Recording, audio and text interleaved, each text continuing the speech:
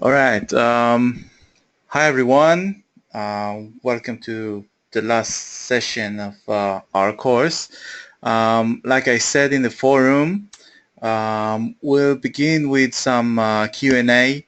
I want you to express and really ask what is it that you mostly struggling in term of what we have taught in this mini course. I just want to give one thing, one global comment about this. I see your homework. Some of you trying to really mark everything.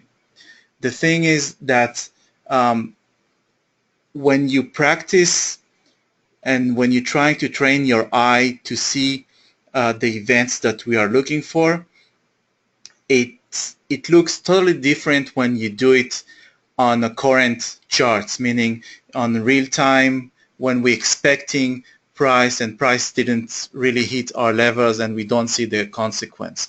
So it's a total different skill that we're going to train our eyes to do it. So there's no reason to really overdo all the analysis. We see one event, we only need to ask very few questions to justify if that event is the event that we want to trade, because there are many events that there are there and they look like the formation that we know how to trade, but we shouldn't, because we also have a money management and a portfolio to mind for.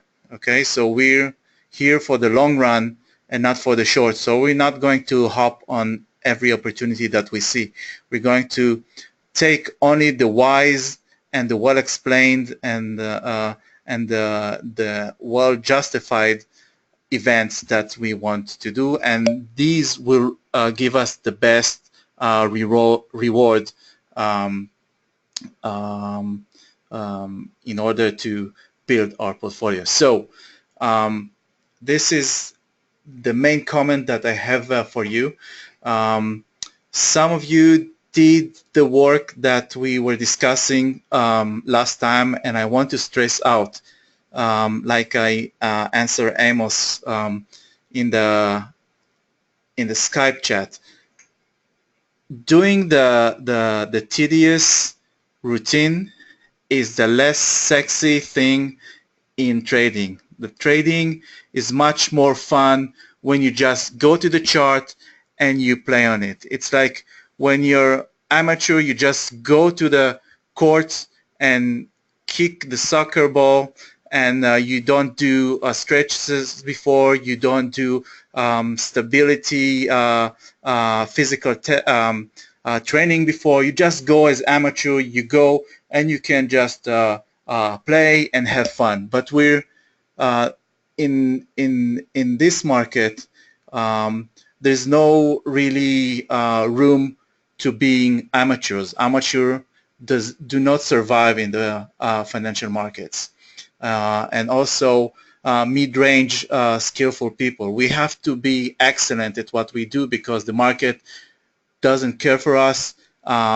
Nobody, when we pay for errors very quickly, and so we really must be excellent, the best of what we do if we want to succeed in this. So we must treat ourselves as professionals, and as professionals, we really need to do the tedious everyday routine in order to play this game. And this game is is uh, is a game that we must be prepared for everything, and we must be very disciplined. The tools to create this disciplincy are the tools that will reduce as much as possible your discretion, your need for discretion at real time.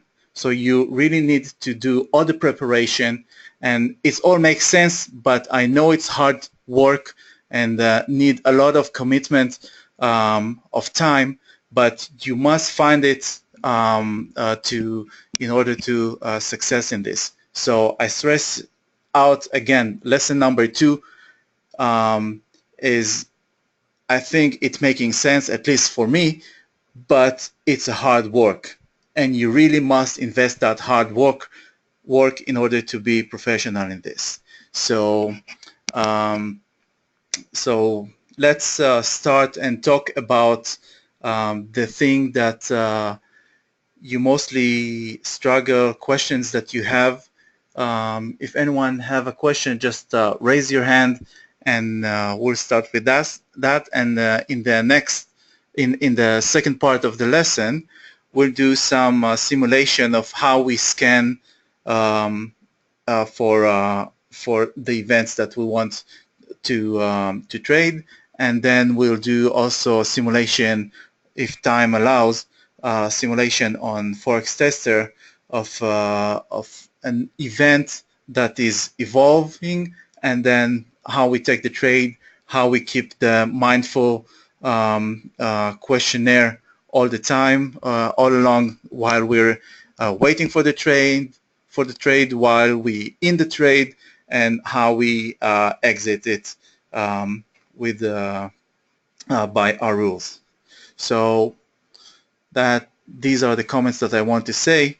Let's begin. Gary, looking at the chart.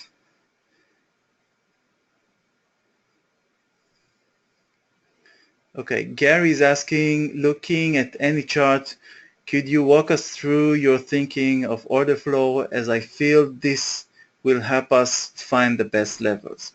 Okay, well, I like this chart. Sorry? I like this chart. You like this chart. Okay, do you want to talk about it? This chart. Yeah, indeed. I'll give you, let's do that, because I'll give you a keyboard. Okay. Alrighty. If I am to look for the orders in the market and I see a chart like this, the first thing to do, I suppose, to explain it to you is look at what I'm looking at and why. So I see the entire chart all at once and all the pieces in it. So let me see. What do I see? I see these two highs here. So they're the first place I want to look at, and I want to see what's beyond them. So I look over to here and see how this lines up with it all, because I want to see symmetry in the market. So I've got that there. See how all these line up. Okay, so we've got all that above there. Let's just put that roughly in, because the control on this is a bit off. So the kink on that is either here or it is inside here, and it's deep. So in order to see if these, or if this is a precursor to those guys, we just have to check this kink in here. Maybe it went up higher than all of those. Also, we've got to zoom out and see if there's something to the left of this guy, which is that little bit more important. So I come over to here. Okay, what have we got? Here we have this compression over here. Here we broke into it on this kink over here. And then we can, but you have a bigger kink. We do have a big kink here tying in with this. And that also, I believe, ties in with this guy over here. Bum, bum. Okay, so yes, it's broken this guy here, but it isn't price action because it's still inside here. So looking at this, I see that we've got this guy here, which is significant, and our price is very close to it at the moment, really, really close to it. What's more significant than that? Well, we have what that is a reaction to, and that is a reaction to this over here, and that is looking much, much better. We see that high over there. Okay, we can go higher, but I don't want to go higher right now because this is the way I look at it. So I see this over here. It's tied in with this kink over here. So what have I got? My most important place tying in with that is pre-compression over here, and it is a double top that we've got inside there.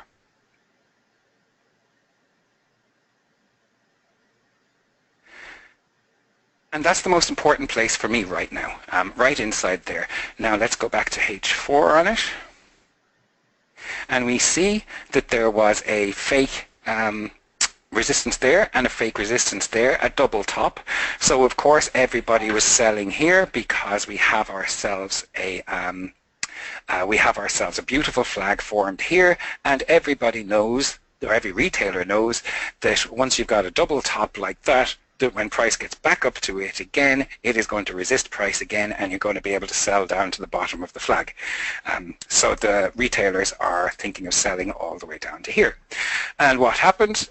This got faked up and then shot down past the flag. So that is a wonderfully beautiful trick that was played on the retailers, and what we look for in our trading is a trick being played on the way to where a trick was played in the past. So what have we got over here? We've got these guys. Boo boo. We've got these tops going on over here, and it's just the same story again, and it's the same story over and over again. It is people believing the propaganda that's out there on Forex Factory and on every other trading place online that there is. It's pure propaganda, it's pure BS. And that's why I call this area here a BSZ, a BS zone. I also call it that because once this breaks up, you've got loads of breakout traders and you've got stop losses. So it's breakout and stops, it's BS, and this is the zone for it. So if I am looking for a great trade on this particular chart, yes, this is a supply, and yes, that's a supply, and supply should work. So you got loads of retail traders going in short here at this supply, and what's the most natural thing to do is take all of their shorts that they're putting in here, buy against them, and buy up to here where all of their, or where there are loads more buyers, the breakout traders, and the stop losses from the supply sellers here. So you go right into the BSZ, and that is where you are going to look for your trade, catching all the stop losses up to here. So as I say, sellers here, retail sellers here, retail stop losses up here.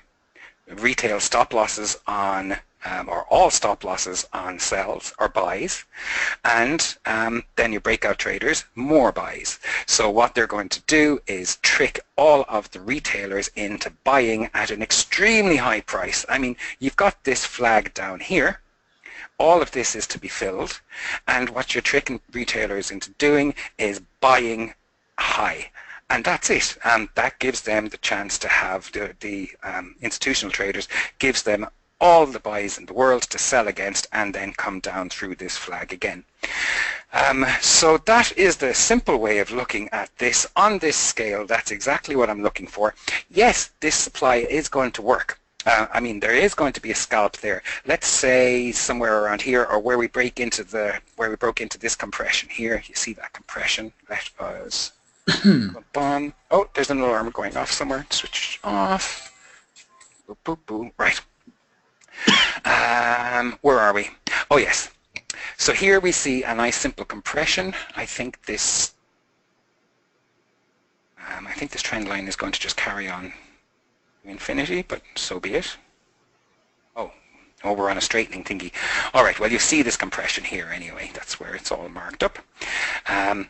So yes, we can get ourselves maybe a high formed there and bring price back down again, and then the retail sellers will be in here at this supply, and maybe they'll make a low and then another low back down to the high that's formed here, and with a low and a lower low, that means you're going to have loads of retail sellers in because the trend has now changed. So they've made it look bearish, and then it comes back up to here again and gets even more retail sellers in because the trade has or the trend has changed, and then bring price up and over.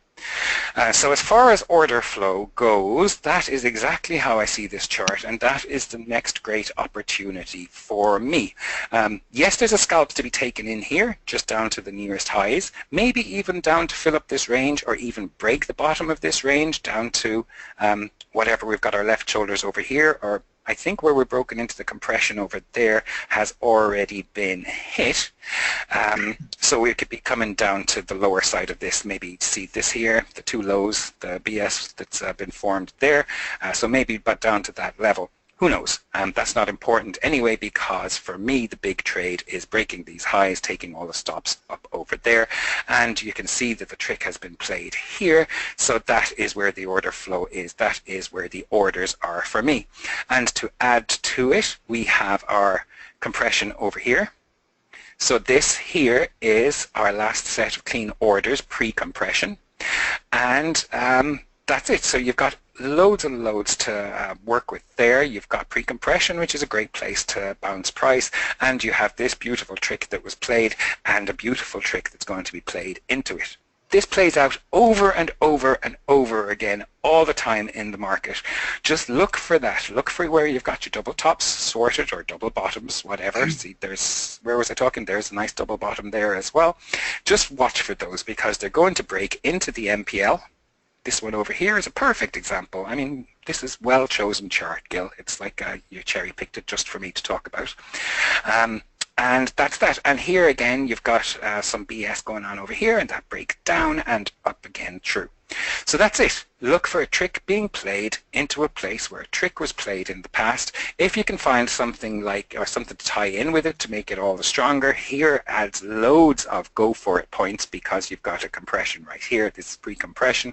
It has the lies to be told over here. It has a propaganda all sorted out that everybody's going to be selling at this supply, and that's cool because supply is always going to bring price to demand. What a load of crap. But people still believe that stuff anyway. So watch for the trick. That's it. That's order flow as far as I'm concerned. That's the most important for me. It is always look for a trick being played into a place where a trick was played in the past. And it's as simple as that. Yay. Have any other questions come up? Now I know that I could talk about all sorts of other things in this chart, but for me that's the most important thing. And if this is the only type of trade that you're ever going to take, then go with it, because once price gets over to here, 99.99% of the time it is going to take the stops that are there and it is going to bring price all the way down to, you could say, to these highs at the very least. Now these highs, hold on. Oh, I'm not presenting.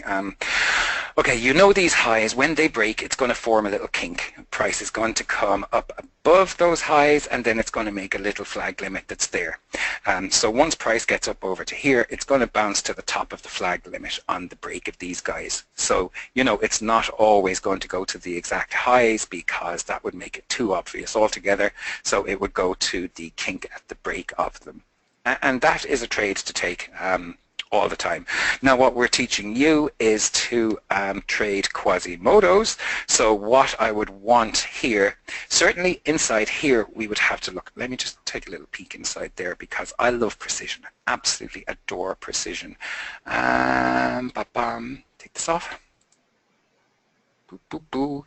And now our little triangle. It's here. It is, yeah. Okay. Thank you. That's a great place for it. Alrighty. Boo, boo, boo. We've got a little kink here. Now, is this the highest that I was talking about? Because that's not exactly precisely drawn if it is. Oh, we're coming from... Where the hell are we coming from with this? See, my memory is absolutely rubbish. Okay, we've got that there. Oh, this is a much bigger thing. Oh, excuse me. Oh, we're talking about over here anyway. Am I in the wrong place? Okay, we're good there. And our little triangle, I've lost it. Oh, I see it. Thank you. So I am happy with that over there. Gotcha.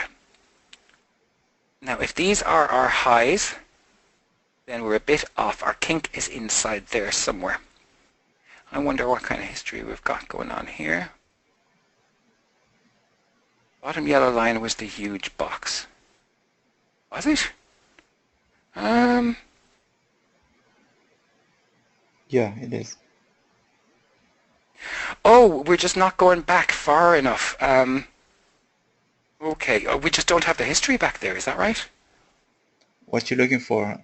1 minute? I'm looking for, oh God, we'll never find 1 minute. I was trying to get M15, maybe M30 over there Oh, will we do should it have for that. us. Yeah. It's That's July, and that is to, oh, no, okay, you find it. okay. Now let's. Now where you want to go here? Yeah, I want to find the lowest time frame we can get to find the kink. 15. You got it. Okay. This is one big candle that we've got there. So that entire candle, finding the kink, if we cannot find the exact kink on it, then we have to say to ourselves, okay, well, this candle is the one which crossed it. And let me just expand this a little bit. Boop, boop, boop. Could you zoom? Yeah. All right. So, there's two candles here, aren't there? No, that's one candle. So, okay, this is the candle that crossed it, and price could have come all the way down here to the bottom, and it could have come all the way back up to the top again, and then come down somewhere in here and back up there and there, which would mean that the kink is this entire candle. So, this is why, okay, another thing you want to do, and this is a very good lesson as well, is that whenever you get BS like this and you've got highs marked up and those highs get broken and price comes down and breaks them, what you should be doing instantly is on the lowest time frame you can on the M1 or whatever, you should be marking that kink, because 6 months from now, 2 years from now, that kink could be really, really important to you, because price might not get back to that area for months or for years, and you have lost your M1 history on it. So do mark these kinks where BS was created, where resistance or support was broken and price shot past and then shot back through again. Always mark that kink. It's really important, because in M1 the kink could be just a couple of pips here, but later on you'll never find it. So what you're stuck with is a kink like this. Boop, boop, boop.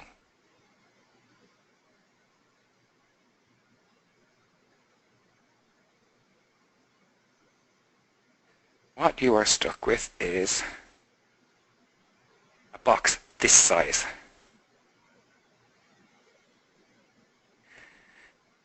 Now this size is just too big to play with. It really is too big to play with. Now it hasn't hit actually, which is very telling. It really is very, very telling. So let's say this was actually the kink inside that one M15 candle that we had there. Let's say price did come all the way down here to there and then all the way back up again past this line and then all the way down. All you've got then to actually pick up the orders at this MPL, it starts right here. So price could just come to that little yellow line there, and that could be enough to catch all the stops. So do find your kinks. Another really important lesson. Find your kinks, mark them, and mark them before they're gone. So yes, that's too big altogether to work with. Unfortunately, it gives you giant stops in any trade that you take. So do find those kinks, mark those kinks. Let it be part of your daily routine wherever you get double tops broken, double bottoms broken, find the kink, mark it straight away and leave it there until price comes back to it, because it's vital to have these kinks marked. So okay, that's it for that chart. That's the most important thing that I see on this, and you can look for that to the downside. It's always going to be pretty similar stuff, always. Okay, to the downside, what have we got? All right, we've got a left shoulder here, but that has been taken out by that. So this, to me, isn't a very strong place to go looking for price to bounce in the future. what have we got? We've got price breaking into this compression here. You got your little kink there. It looks to me like that is gone. There is the next one over here. So inside this, the lower part of this flag, the next place for me is this BS over here. I would find the kink that ties in with it there. That is where I would look for my next set of orders to come back and fill the range back up to here, or just to these guys over here, because you've got 1, 2, 3 lows lined up there, and there are going to be loads of retail buyers here with their stops beyond these lows. So price can get up to here or even break the top or whatever, and then come down and take out all of the stops and catch all the breakout traders that are here. So you will have breakout sellers and you will have buyers stop loss. So you have tons of sells down here, and the ITs just love to have tons of orders coming into them. So whenever they see a big packet of sells here, they're going to buy those. They're just going to buy those, simple as that. So that is the next place, this line over here. Inside here, yes, you've got a very MPL there, and that might be worth something, but it doesn't tie in with anything to the left. I don't see a lot of strength. Now, maybe if this is an important place over here and that ties in with it, it could be worth something. It might give it some strength. Bum, bum, bum. It's a bit far away. It's not too sexy for me at all. There's this little thing over here, but that's kind of in the middle of nowhere. Yes, you're probably going to get some sort of a bounce here and even make it look a bit bullish from there, but ultimately I'd like to take out these guys, take out these lows. What have we got? We've got this left shoulder over here. Boom. There's that. That could be another place to look. I would find the kink inside here. If that kink doesn't tie in with this, if this hasn't hit that kink, then we could just use the stops from below there to actually come to the kink, and that could bounce price to where this broke for a start, or it could bring us up into the range again. Then ultimately we've got to look beyond that, and this here, this low and this low, they are a reaction to this demand that's over here. Have they gone deep into it? Well, no, they haven't gone deep into it at all. Here's a lovely first place to actually start looking. What I would like to see is, with price making its way over to there,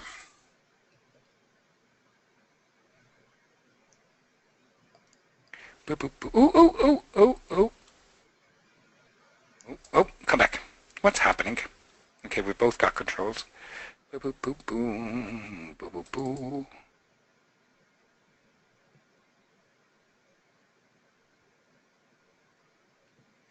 Okay, I'll never get that perfect, but we'll just say that's to the bottom of there, okay? All right, with price coming down to this guy over here, I would like to see another low lining up with this over here, and then fill the range somewhat again, and let those lows be a fake support, so that later on it can break those and take the stops then, and it's the same thing over and over again. That is the most important thing that I look for in the market. It is looking for tricks being played on the way to or on approach to places where tricks were played in the past. If that's the only lesson you come away with, oh no, 2 lessons actually from this entire course.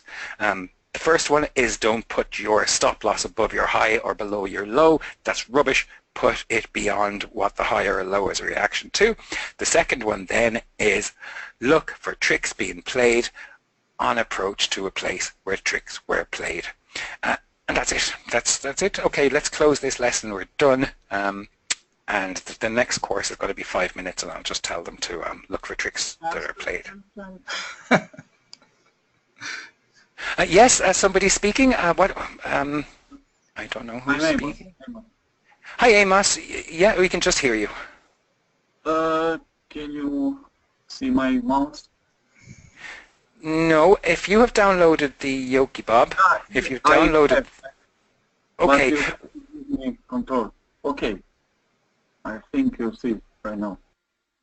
So for me, I don't know why you select this as a king, because the price see break there, and this is your king, and the max pain level for this king should be right there. So this is a BS zone.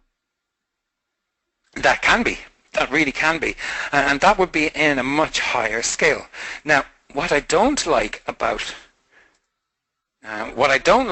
this is that this is right in the middle of a zone. We've got these three highs here and they all seem to be related. So once price breaks into here, I would be looking past this and I would be looking for another left shoulder inside here. I would look in just at the top of this candle where this got broken up there. That is actually where I would be looking for shorts. Now, yes, we can get some shorts in there, but this is mid-range. It really is in the middle of a compression. Now, yes, there is something in this. This looks like a very, very important place. There was a massive swing on it on the daily, but still, yes, if you catch PA on it, let price come back down to, now once price gets to around here, I should imagine that it's going to make another high over here and fill some sort of a range back down here again. And yes, once it does ultimately break this, I would be looking for a trade from that level back down to where these highs got broken. But I wouldn't expect the whole range to fill. And now I haven't looked in the very past on this, but I should think that this might be a reaction to another high further to the left, which comes up to around here. Maybe I'm wrong. We don't have the history here. I think this is what we were looking at. Is it? Or have I lost the plot altogether? Hold on. Back to here again. Oh, I've lost it. It's getting worse. Hold on. Alrighty. We're now on the weekly. Oh yes, this is the high that you were looking at and saying that that's important. That is somewhat important, but my guess was actually right. We've got this guy over here. I'm glad that the charts do what I tell them retrospectively. Boop, boop, boop, boop. Actually, look at that. That has been hit. What have we got over here?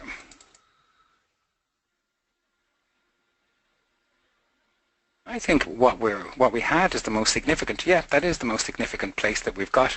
But if our kink on this actually comes up higher than there, and we haven't touched it, which I'd say we have. We must have touched it by now. Then we're actually coming on a second time back to that kink. There's the left shoulder. The kink is in there. That's the first time back to that kink, and that is important, and that's why we did get the turn there. Now, next time when price gets back to this, we're second time back to the same kink, and I would actually have it break because these orders have been picked up. Now, yes, we do have our compression inside there, the 1 top, 2 top, 3 tops there. Call it a compression, call it a stacked zone, if you will. I do like to call it a compression because the MPL of this has been hit by this and the MPL of this has been hit by this, so it's a perfect compression for me. So the most important place is in at the tip of the compression, and there could be some orders left inside there. And that's it. So yay for them putting this over here to prove my point.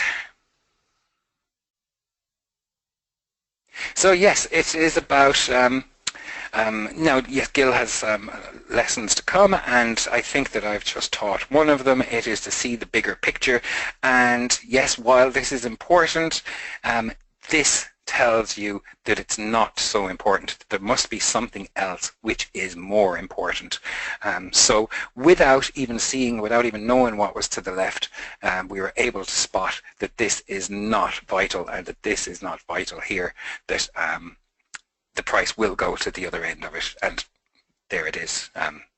Simple as that, really. Okay, does that answer your question a little bit, or was there a question? Yes, but for me, the question was how to select the kinks, because, okay, if you don't have this high, this would be your kink in this case, because this align with after break of this flag limit, this is the bigger kink. After the break of this flag limit, this is the bigger kink. I mean, which which align with this high. So why this align with this high, this one not? Oh, I always look to the furthest left, or no, furthest right. So the nearest to present time. That is where I will look for the kink. So yes, this is a kink, but this one is nearer to us in time, and this one is not inside that one. If this kink was inside that kink, then I would say, okay, this could definitely be the kink. But this kink here is not inside that kink that's there. So this is the important one for me. But okay, if the low of this had have, you know, see the swing here, if the low of this swing had have only come to about here, and then price came away down, I would say, okay, this is possibly the kink. But this is not it because it has been broken by this one, so the nearest kink in time to us is this one. Okay? Okay, I understand now. Yeah. So always go for what's closest to you in time. So that's that. Okay, do we have another question?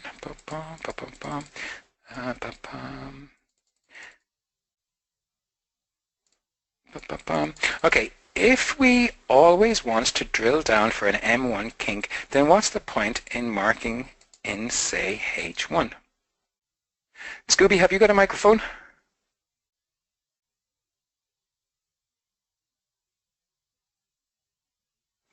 Are you still here?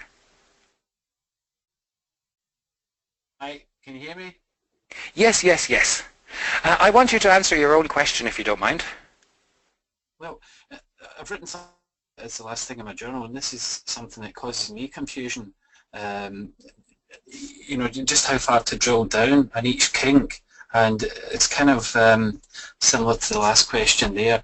And when we look at the kink, obviously with the bigger candles on say H1, the kink's going to be bigger, but then you can look within the H1 candle that actually breaks the level, and you can narrow it right down until you get to M1, you know, with a narrower range to it. So yeah. So you know, it's just thinking, what should I be doing there? Oh, you should absolutely find the lowest time frame kink that you can possibly find. Absolutely, definitely find that one because it's the most precise. Yes, you could have a big H1 kink or a big daily kink or whatever, which is 600-700 pips wide, or you could find one M1 kink which can work absolutely perfectly, and it could be 10 pips wide. So instead of getting in at the wrong place and having hundreds of pips for a stop loss, you could get in what is very possibly the perfectly right place, which is, now this is very important, this is a really important point. If it is invisible to the retailers, then it is much stronger. So an H1 kink or an H4 kink or daily kink, it's very visible. They'll use that as supplier, they'll use that as demand, and get themselves hurt. Whereas if you're in that one invisible M1 kink, it will look like price has turned in the middle of nowhere, and you'll understand exactly why it has turned absolutely in the middle of nowhere.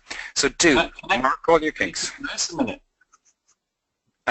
You can be a presenter if you like. Do you have charts ready to go? Hang on, Pip wants to come in. He's very insistent. It was just to take the mouse a minute. How do I do that? Right, send a request. I think you hover over your name, right-click it, and it will be ask for or request mouse and keyboard control. That's so long as you've downloaded the app. Yeah, now you can just share your screen and we'll see yours. Right. Can't see a thing. Yeah, now we should see your screen. See yeah. All right. No, it was actually to mark on your screen. Sorry. Ah, okay. Okay. Will you take back presenter? Yeah. and I'll give you, and you have keyboards.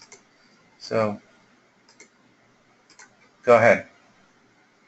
Right. So so you've got the big kink there. So I'm thinking you come along to the furthest point to the right before the price went away and then it came back to it. So for this one here, are we not looking for the kink of this price structure around about here? You've got a left low, you've got the high, and then the kink as it comes back through here. Which relates to, okay, we're looking at that yellow box. Is that, we are looking at that yellow box. Coming back through that level, Okay, what's the most important place in that whole price structure that you've got?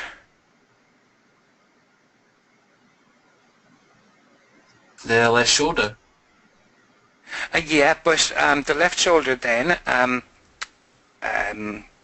go to the right of it, and you go into the big kink. What is the most important place on that? Okay, that is not the one for me. We're going to the one nearest in time. So go to the right of that, to the next swing. Stop of the compression. This one here? Yes. What's the most important place in there? Like, what's the best price?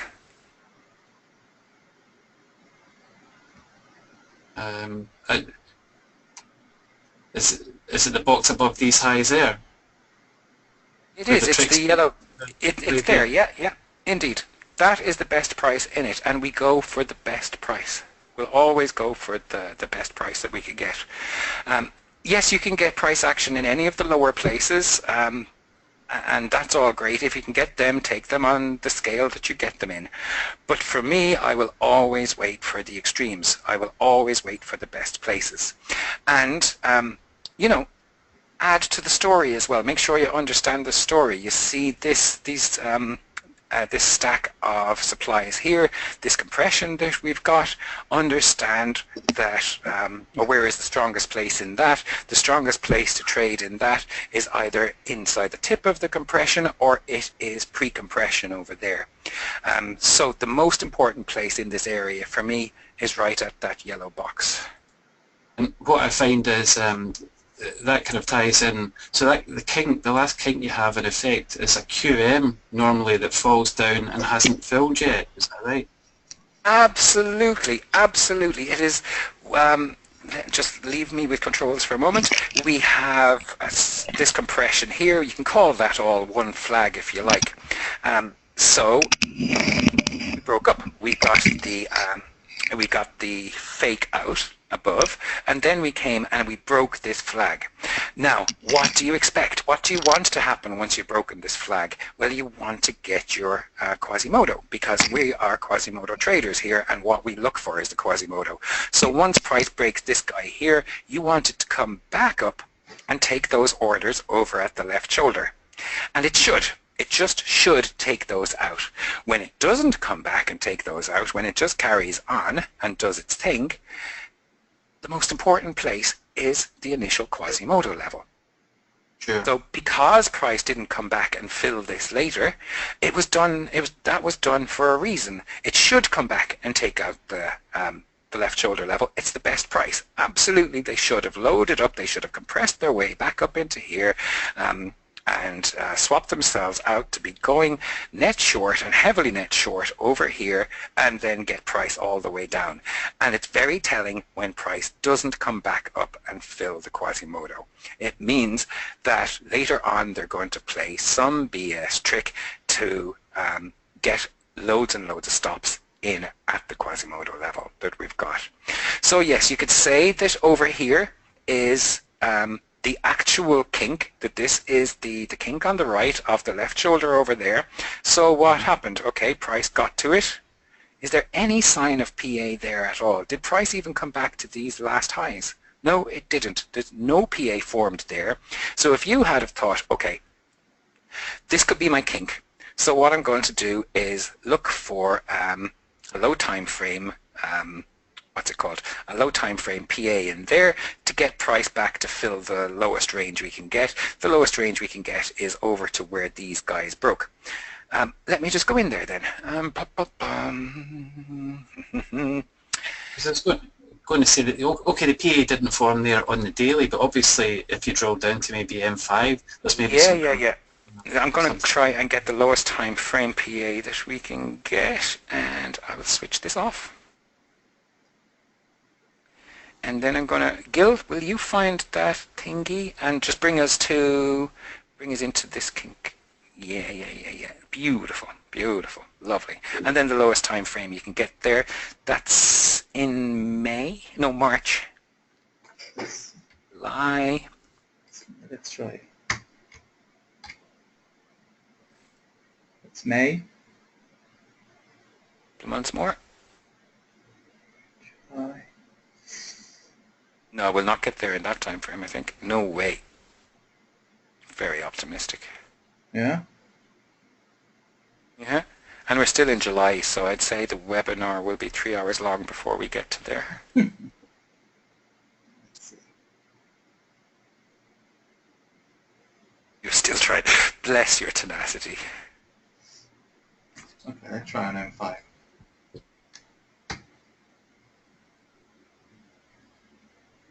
While you're searching for this, I remember maybe a month or two back I wrote in RTM, I put in a Dali painting actually of Gala standing at a window, which if you look at it from 40 foot away and squint your eyes, it's a perfect portrait of Abraham Lincoln. And that is really how I look at the charts. If I see a chart, I can see everything in it and just look for all the symmetry in it and see everything at once. I hope that with practice everybody here will be able to do that as well, because it is very simple. Just finding the symmetry in the market, look for all the shapes. The market is just a series of boxes running from left to right, and those boxes fill up and they're very predictable. Okay, we're now in May. Okay, we're nearly there. Or is this it? I think so. Was I wrong to think? No, it was March, April, wasn't it?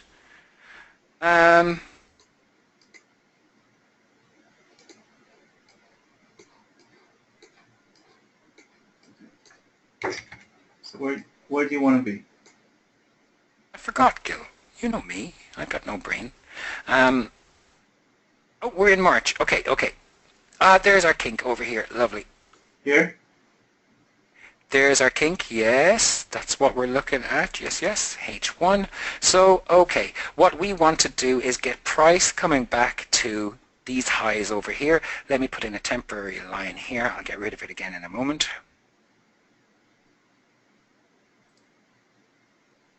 Okay, what we want to do is, come on, yellow line. Oh, be cool. Yeah, there. So, okay, our kink is there. So we want price to come to the top of this candle over here from the MPL of that over there. So, okay, what have we got? We want price to do something nice like this, to make an high, and then a low, and then a higher high, and then a lower low. And then we want to get ourselves back in again at the MPL of that and get ourselves all the way down to here. So, is there anything that we can do? Not at all. It didn't even come and break anything at all. By the time it actually came down to here to pick up this demand that was there, it had already broken our kink. So there's no PA there. Maybe in M5 or M15 or whatever, there is a trade to be had. Now, I'm not going to go looking for it again, but let's say we did get a Quasimodo there in M5. Where is our target for that? Our target for that is this approach flag that we've got there. It's going to be either where this candle gets broken up and the kink is there, or it's going to be the left shoulder of it, which is there, or else it's going to be down towards the MPL on the other side of it. You'll see the low there, find the kink of it, and let that be the next target. The first bit of PA then is to actually break what this is a reaction to. It is to break this little kink that we've got over here. If we break that, then we are on our way down to here, and we can expect that range to be filled up, but we got no price action whatsoever. And that is the whole point of this course. It is to find important places. And actually, let's start the other way. Let's start with the way that I would trade. If I was looking for PA entries, I would find myself a Quasimodo, be informed, I would find the price has engulfed this, and it's retracing back up. So then I would say, okay, what I've got here is an engulf. Where are we in space? Have we actually made ourselves, or have we got an upcoming Quasimodo which is actually from a decent level? So if I find that we'd engulfed there and I hadn't seen what's to the left, the first thing I do is look at the high that we've got and find out what it's a reaction to in the past.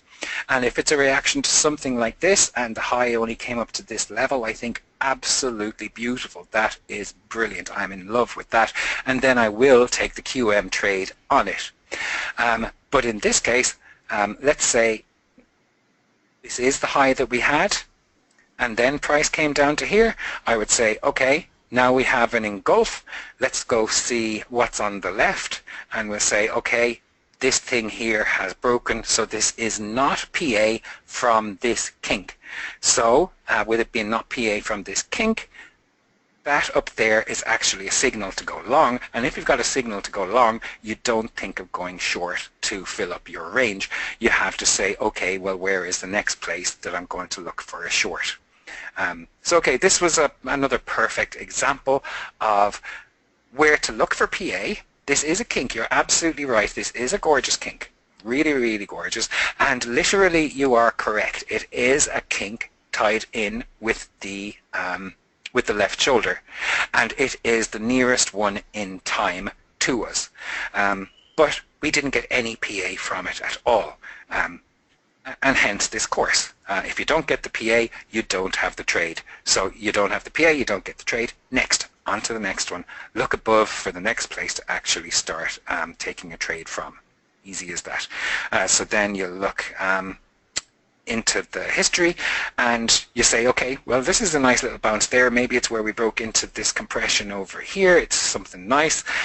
But for me, I would have to say, okay, this here, this kink is nice in that it is a continuation of where we broke down this flag here, but we did not come and fill this range, fill up this Quasimodo again.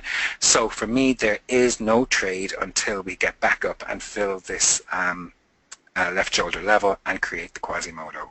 And then we do, once again, when price gets back up to here, we will look for that PA, we'll look for that engulf, and our first target then is going to be this place, and we have broken that, so this could be another really fine target for it as well. We've got that high there, we've got these highs here.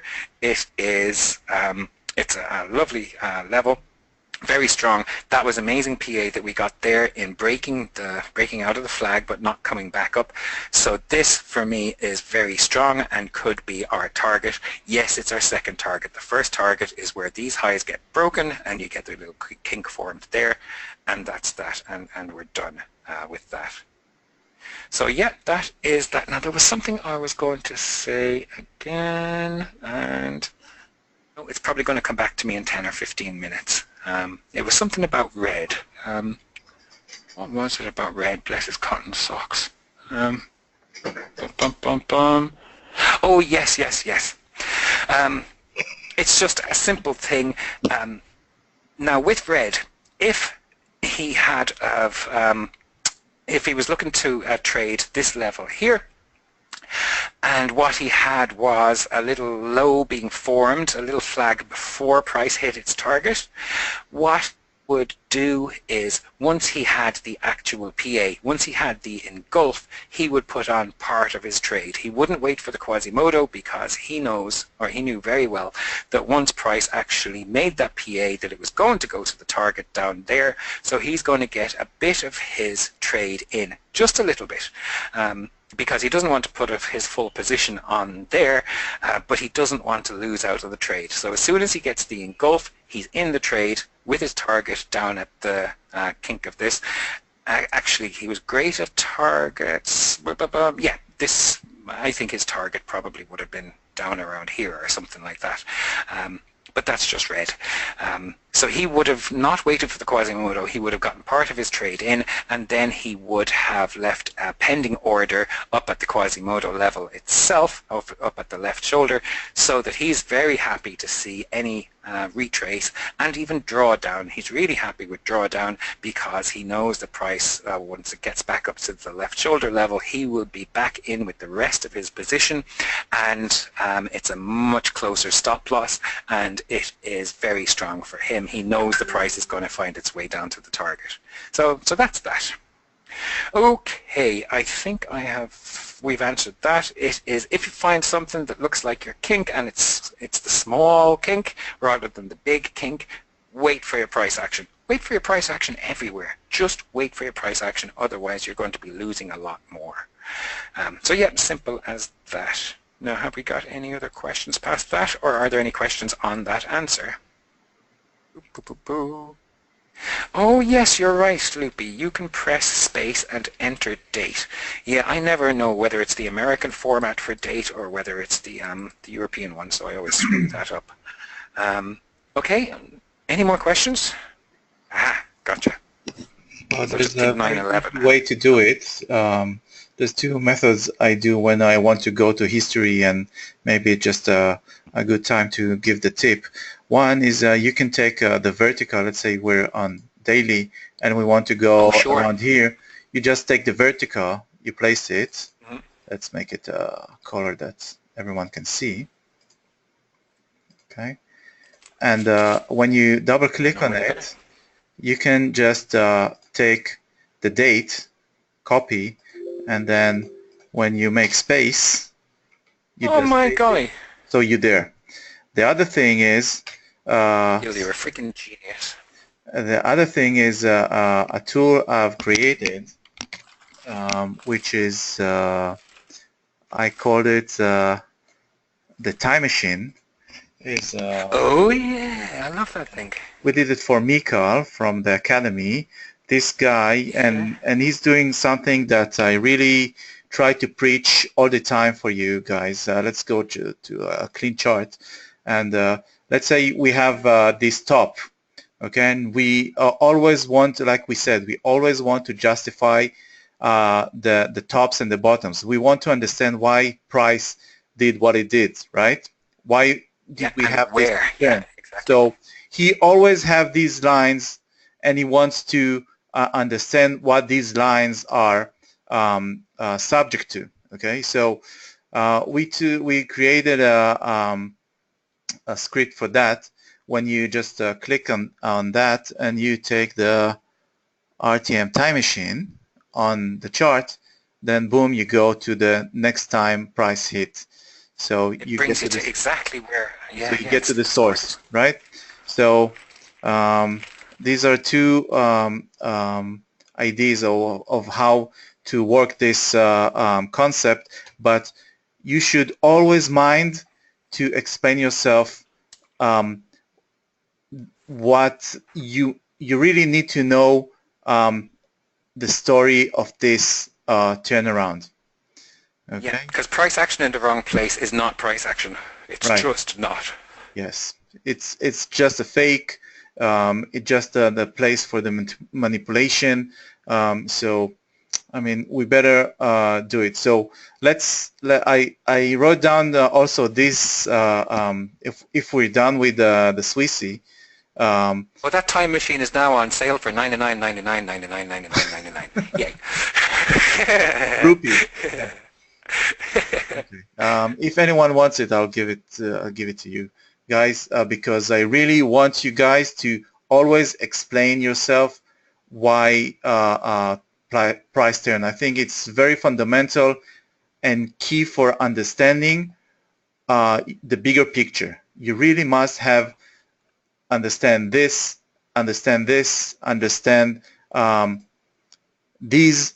Okay, so you really must plot your lines and then go and see what it is made of. Because a low means absolutely nothing until you know what a low is a reaction to. Right. It just means zilch.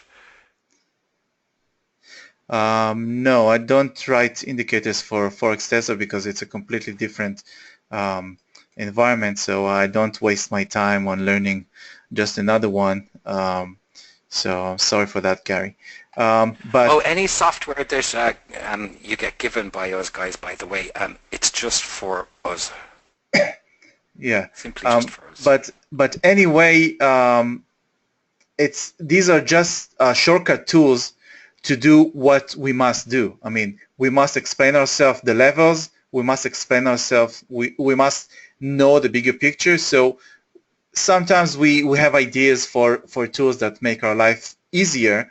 So we make it, but it doesn't really replace the need to make the effort and explain yourself everything, because we are chart readers, we are market readers, and as readers, we need to understand what we're reading. We need to understand the story of the market. So if I don't explain this top, I didn't understand what is written here.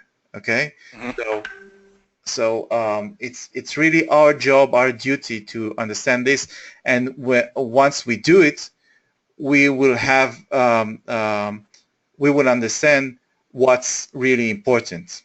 Okay, and with that we can, if explain to you with his word how he see the charts, and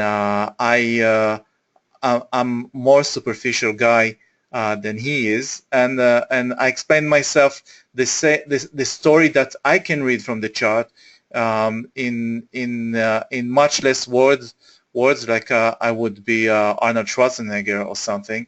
I'm just trying to justify the turning points and see if they are making sense. If this place was just consuming the area on the left, and this one is a bounce of on the left on a target, let's call it demand. Okay, then I give no chance for this area to work. So this would disqualify my QM. But if I have good reason for this, and we just drop the time machine and we go there,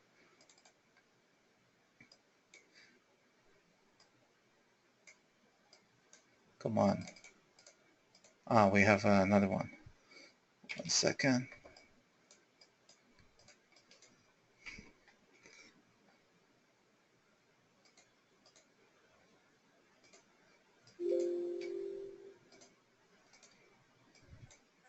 Okay, so we have this one.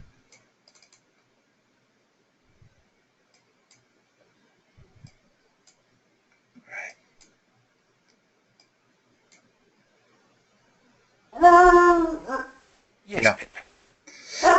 Yes. Okay, because it doesn't have the history there. Okay, but if we go here, and we can consider the whole area, at least on that time frame, on that scale, we can consider this as target. Then it gives me a validation for this QM. So I can expect at least a reaction that will do me something to the nearest target on the lower scale. So maybe I would want to trade this. Maybe my rule book would tell me that to trade these. Sorry. That to trade this line, this QM, I should consider lower time frame, like let's say 1 minute or even a tick chart, Quasimodo, to try to scalp this area and take whatever the market gives me, and maybe it's going to turn into a bigger swing. But this would be the consideration, because here rebounds from a compressed area. We need it is a target. Actually, before you go on and explain this, can anybody tell us whether we actually have PA there? whether we have an engulf and whether we have a Quasimodo forming.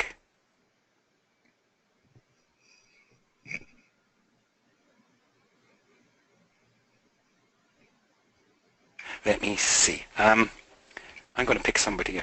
Yeah, Loopy. Yeah, good, good, good. Okay. Hey guys. Hello. Yeah, I give you Yeah, yeah. Okay. Zoom out into either Zoom it or higher time frame. No, actually zoom in. No, zoom out. Yes. Okay, so let's see if we have PA here. Basically, we have this prominent left shoulder. Ah, look at you. You're doing perfectly. Okay, and all these eyes have, to me, this king. Mm-hmm. Absolutely perfect. Absolutely perfect. So after we engulf here, I would try to find a trade in here, let's say, on this time frame, because it's higher, and this coupled with this compression here, yeah, would be a perfect trade for me, unless after we engulf, we don't retrace, and we hit this area of MPLs, mm-hmm. which is the end of this compression. Also, this would be another target for me here. Yeah. And and another target would be from this compression. Let me see if I can find a trade. So we would have also this compression here, basically. So I don't know if you guys. Yeah, where we break into the compression. Yeah, it's actually the same kink. It's actually no, it isn't. No, it isn't the same kink. It's the kink lower. Sorry. Yeah. Yes, yes, it's this one, and yeah. It was touched once. So I think when we break out of the last rectangle I drew, would be the real PA for me. That's beautiful. Now you are missing one important thing. Okay. You've got to zoom out to the higher time frame and look for highs or lows in the way. Okay, I don't know how to go on weekly to see what do we have. Oh, okay. So we're here. Let's see to the left of this flag. Actually, we're looking good there. I see nothing. Yeah. But you always have to check for that. You always have to check. Is there some monster level in the way which is going to stop price? We have this low that we might be in the way. It's much higher than where we are. Further away, so it's not our. And of course, looking from here, this would be another future target, let's say. Oh, sure, for filling that range, absolutely. Yes. And if you want to tighten that down, you will look to, do I have any sort of control? Okay.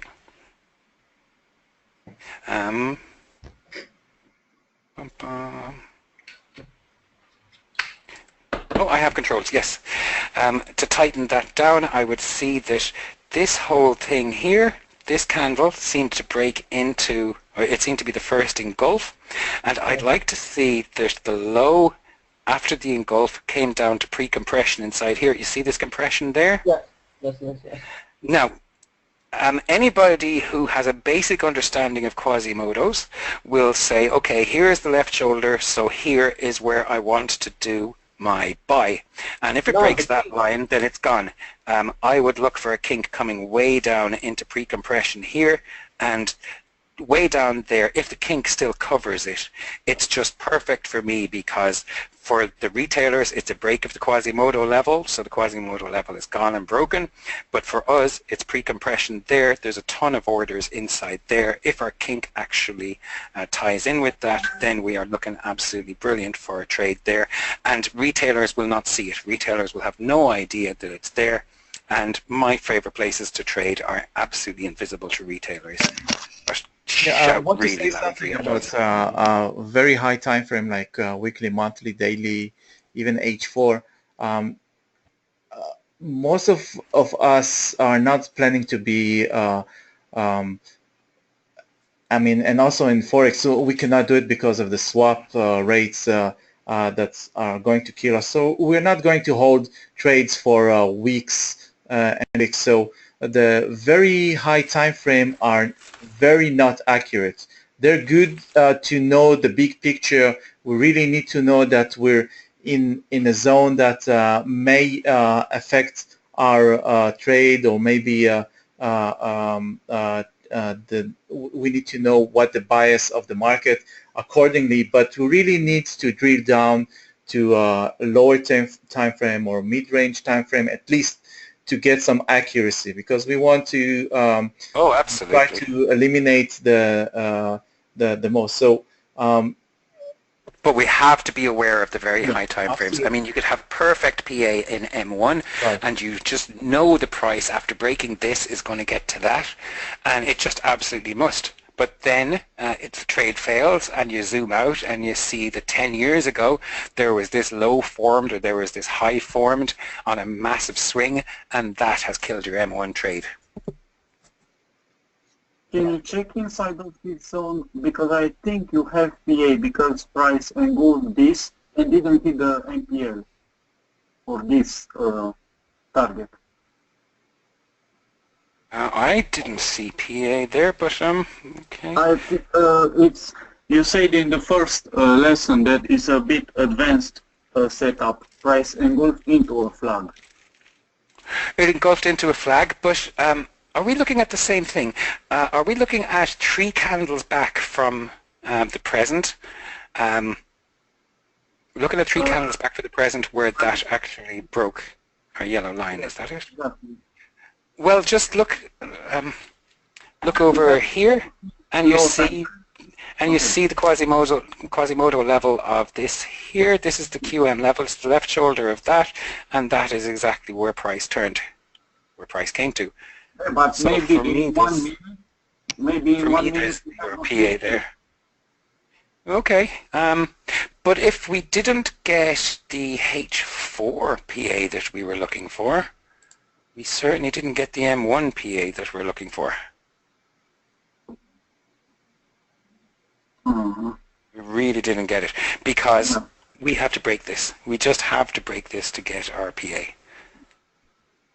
Now, if you're talking about looking at the kink on this in the closest time to us, then all right. If we got PA, the kink is going to be inside there somewhere. If we actually got low time frame PA from that, then yes, we could be looking at something good. But we've broken that one, but we haven't broken this one. So it's meaningless to us. So you can flag between this and this one, because this is another price. Oh, sure. Place to there and then go to the target, which is this target or this, even this target. So yeah, but I don't see any targets not being hit. I mean, you look at this and then you look over here. We've got this MPL on this, and we find the kink inside there.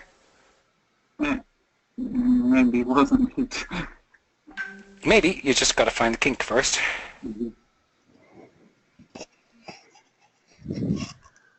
Got to find the kink in there, and there's a very good chance that it's been hit. Also, you've got this guy there and that guy there, that little QM forming over there. So, you know, once you're done with this side of a flag, actually over on the left-hand side of this, your targets are there, and whatever. Once you're done with those, you'll start looking on the underside. So it's there, and there, and there, and then there. There are your targets. So yes, breaking into a flag is difficult. You do look at the outside, you look left of the high, and then you look left again, and then you've got to look for, is it compressed inside here? Where is the first engulf inside here? That's important as well. And then once you're done with the first engulf, you'll start looking at the lows that are formed over on the right-hand side of the main part, but inside here, these ones. they're all important. Yes, there are so many targets to be found inside a flag. To break the flag is much better. I mean, once you've broken this here, you are looking far, you're in this compression, and you know that if there's no big time frame or high time frame, low or high in the way over there, that we're going to run all the way through our compression to the other end of it. So, okay. Another one. I am having hard time finding MPL. Can that be always kink that price fake out must reaction to? Yes, it is as simple as this. Look for where a trick was played in the past. Look for resistance being set up and price breaking up through it and then breaking down through, or look for support being established and then the support gets broken and price shoots back up through. That's the MPL. It's the last set of orders. Now, let's say in here, what's the MPL of this? Okay, on the H4 scale, our MPL of this is here, but also you've got this high over here. The high got faked up, price came down, price should have come back all the way up to that Quasimodo level, and it seems that it didn't. Now, you're going to have to look into your lower time frames here and see that, okay, once price came down here, maybe it came back in that candle and picked them up. Let us actually go check it. We're getting advanced here. Gil, am I getting too advanced with this? No, just explain it so it won't confuse anyone, but make it usable. Okay. Alrighty. We've got that. Turn that off. And look for it. There it is. Come with me. No, I missed. Gil, I want that triangle on this candle here, if you wouldn't mind.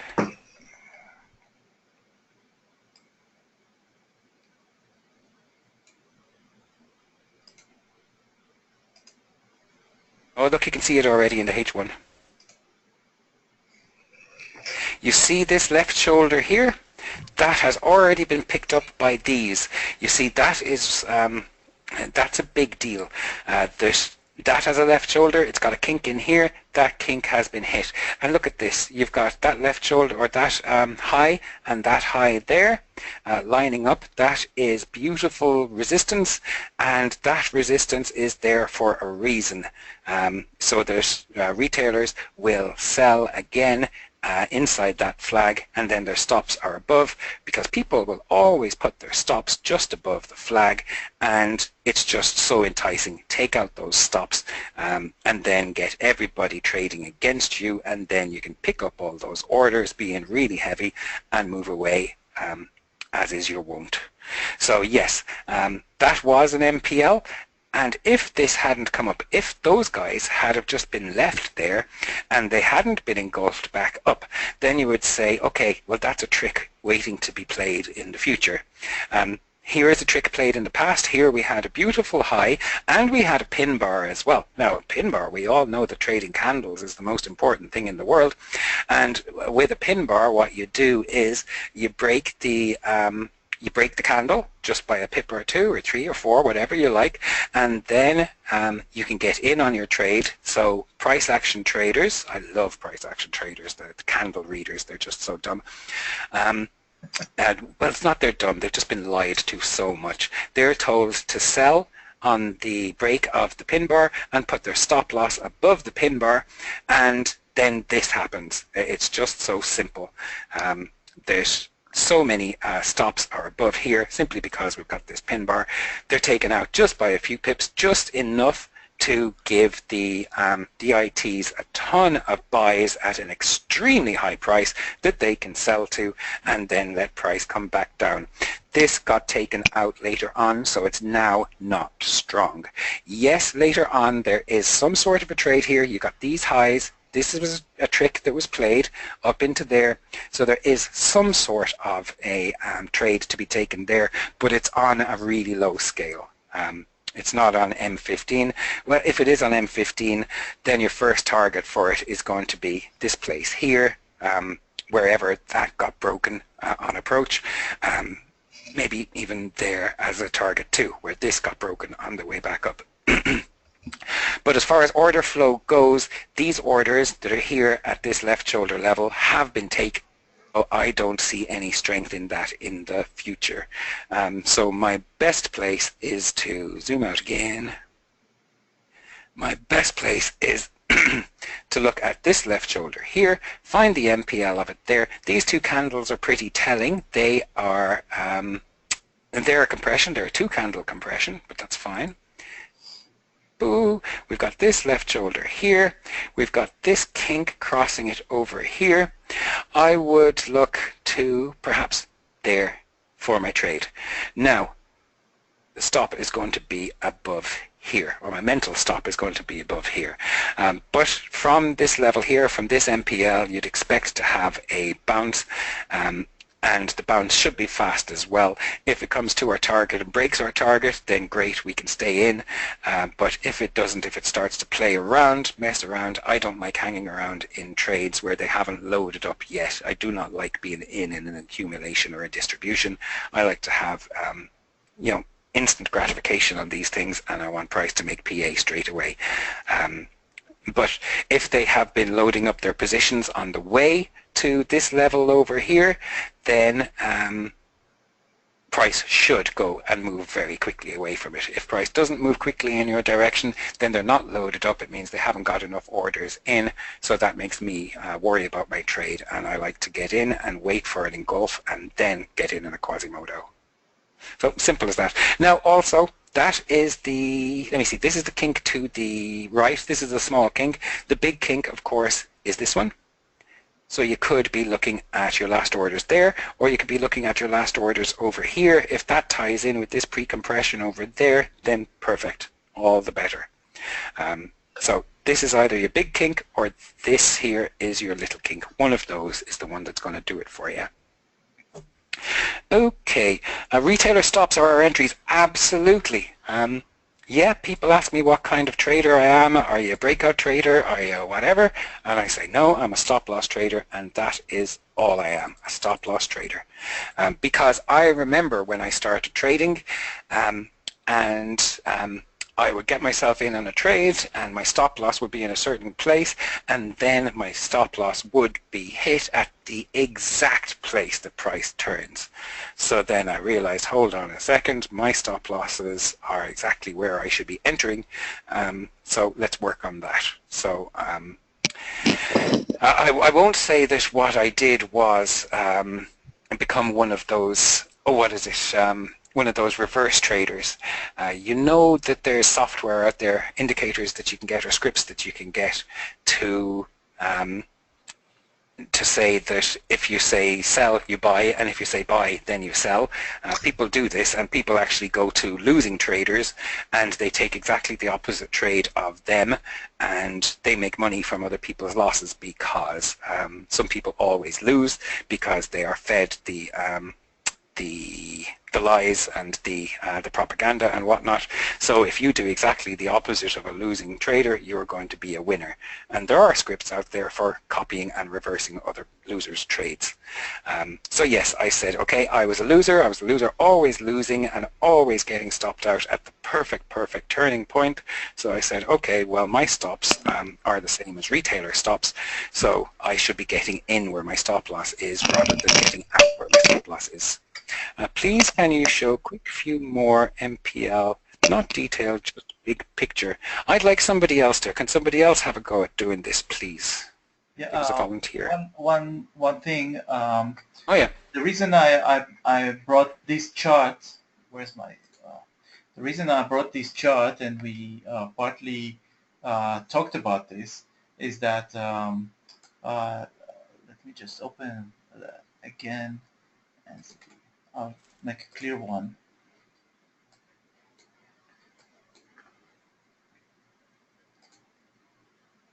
What a time to need to go pee, but I must do it. Back in a sec. So, is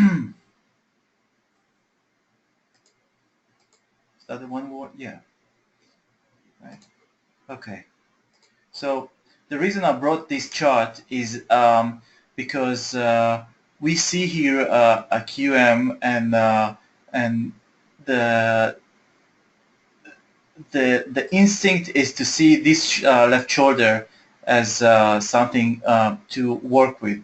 But the trick here is that this level is already consumed, but still we have a little QM in here. So we saw it in a lower time frame right here. Okay, so it's related to the question about the QM, about the MPL.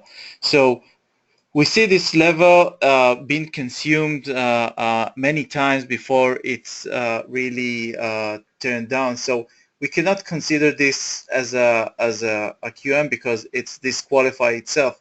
But we still have some level. If we go lower to lower time frame, then we can see this little QM that maybe we can work on. So we have this one. So that actually would be an MPL because this level disqualified. This one is a compression area where we can only take the edge of this. So so our entries and our maybe around here. So maybe here we should look for another little QM on a lower time frame, or maybe this one may work. So so we have a bigger picture, but when we drill down, we can see all the traps that are laid down there, and these are the levels that are deeper inside that we would want to trade, and well, it can happen that a price will turn maybe here or maybe even here, even though it was wasted already. But our best shot, our best rewarding trade would be trading on the MPLs, trading here, here, or maybe here. So taking little risks inside these zones are much better than this one. But the picture that caught my eye was this. I was looking for this formation and I found it. Okay, but then we need to investigate much further in lower time frame to see the real story of the order flow and what are better opportunities we have inside.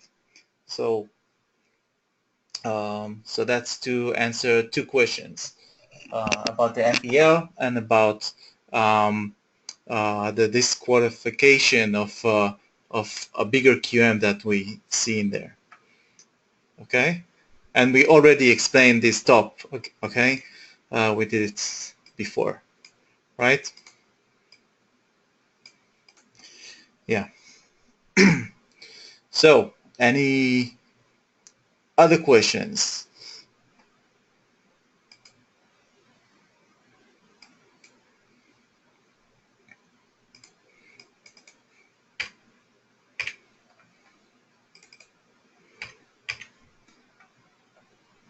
Okay, everyone gone silence. Okay, so now we have, let's say, this situation.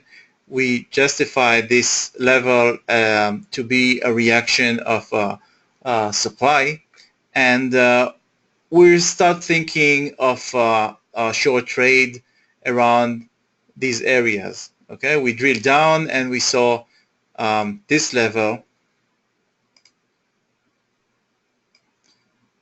maybe this level to be tradable, or even these, the pre-compression somewhere around here to trade. So now it's time to apply our discipline, our routine that will work for us. First, we need to see if okay, we explain this is a valid bounce from a valid supply, but is this something that should worry us, the bounce back? Does anyone want to take a shot on this and analyze this low?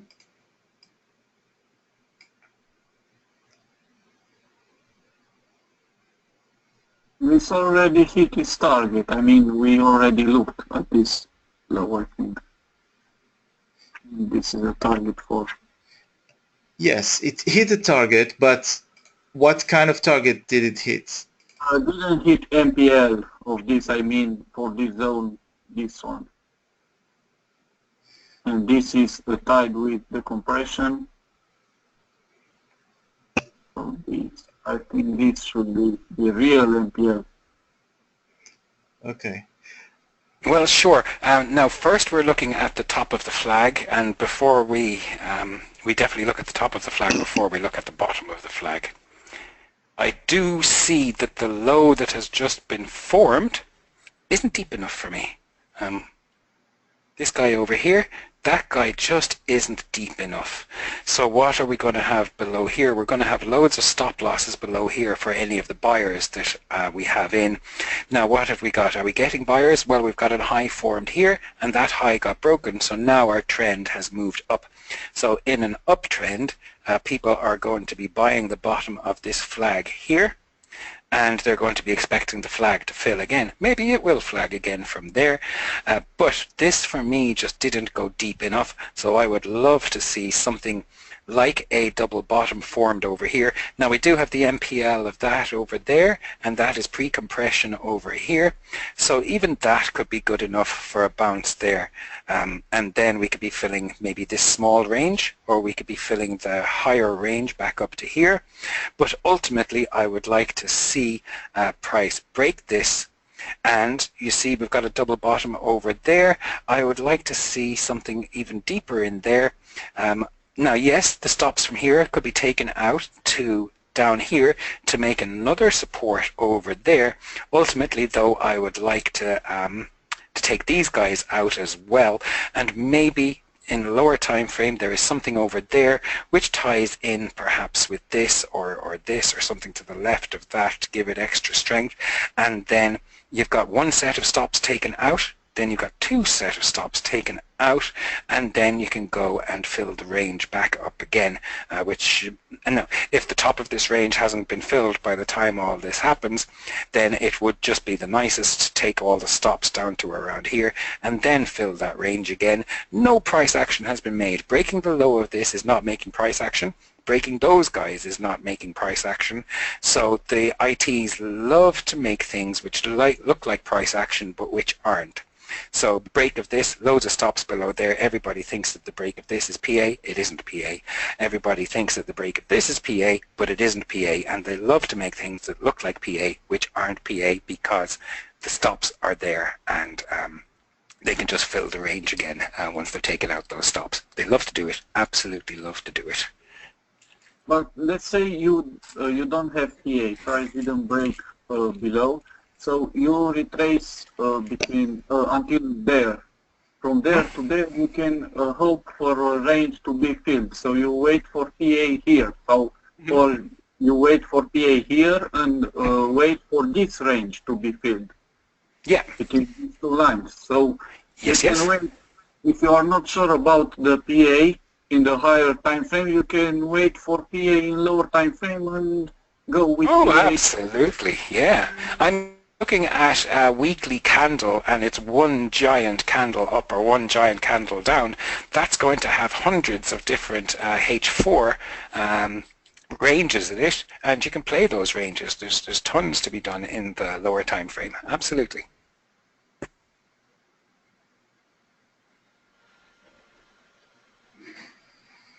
And that's the joy of reading the market the way we do.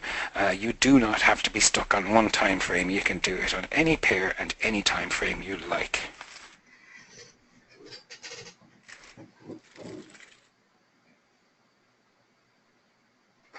So, okay, and could you draw us some nice PAZ boxes?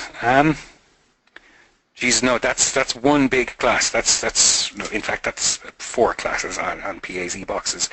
But I have said it all. I've said every single thing, and Gil has said everything about PAZs that need to be said. If you pore over the the classes that we've had, everything's in there. And you know that we've taught a lot more than we said we were going to teach in this anyway. It's all there.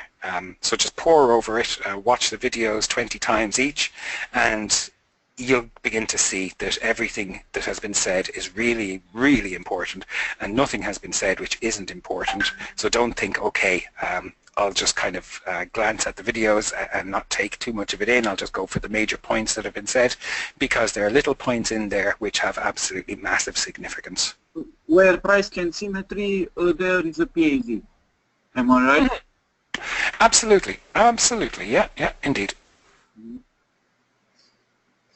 Well, another thing to help you think about PAZs is that try to read out loud the story of the order flow that the chart tells you.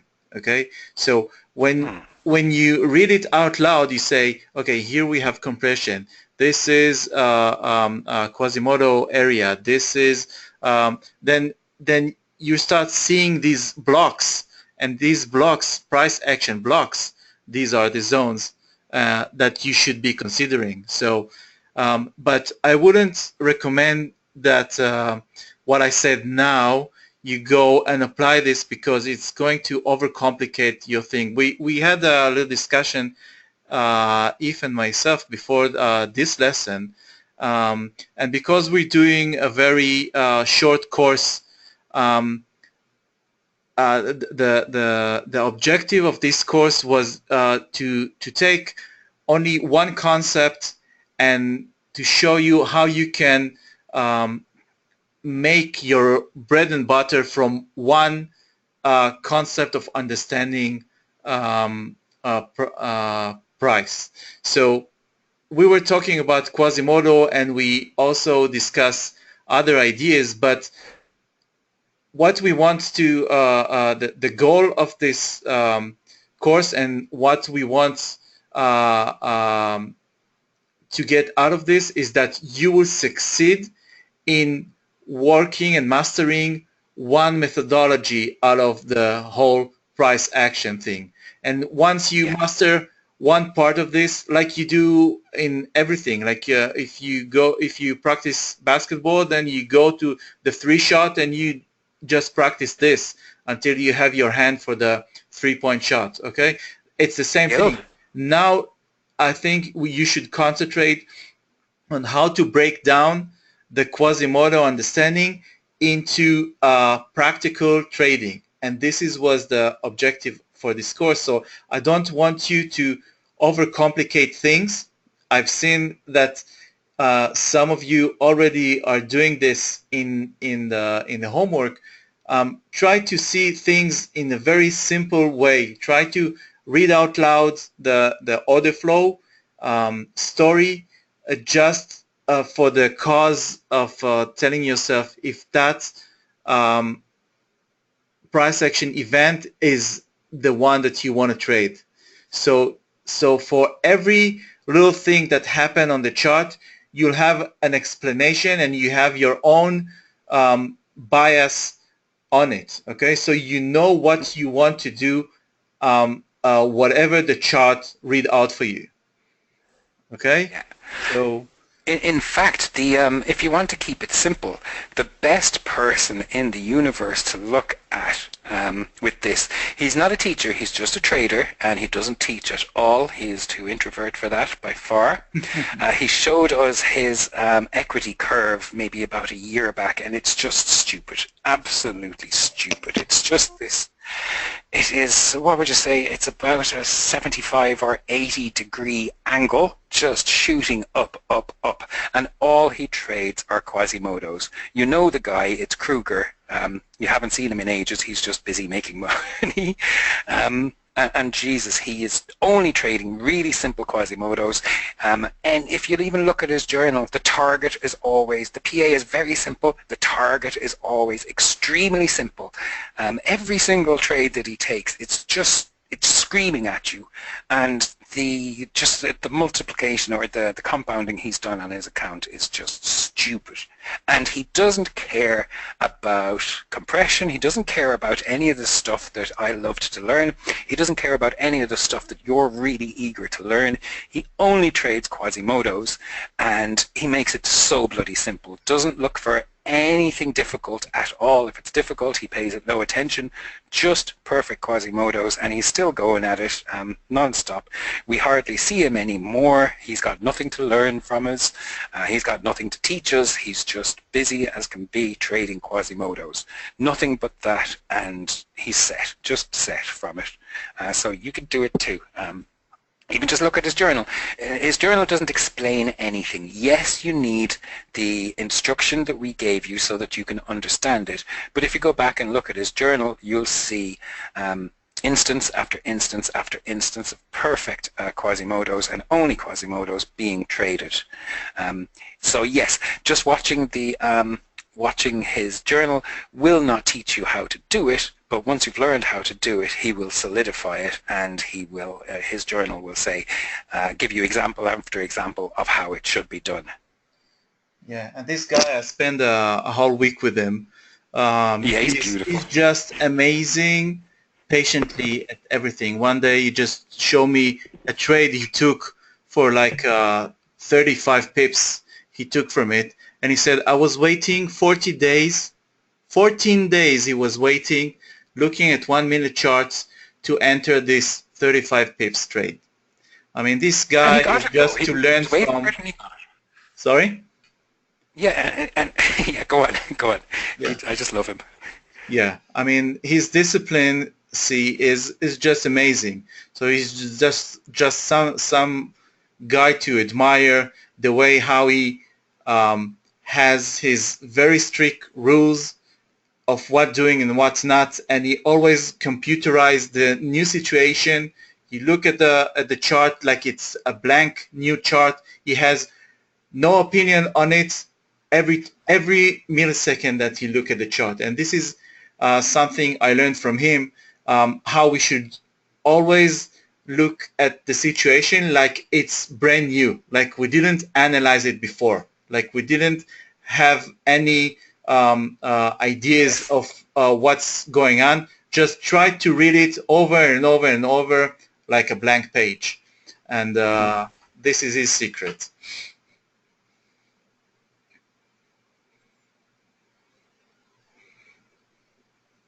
Yep. No bias, exactly. Yeah. Until you're showing a bias, and then you jump in. Right. And that's what the engulf is all about. Okay, did we miss any questions or anything there? Oh my golly, we're heading for 2 hours already. Yeah.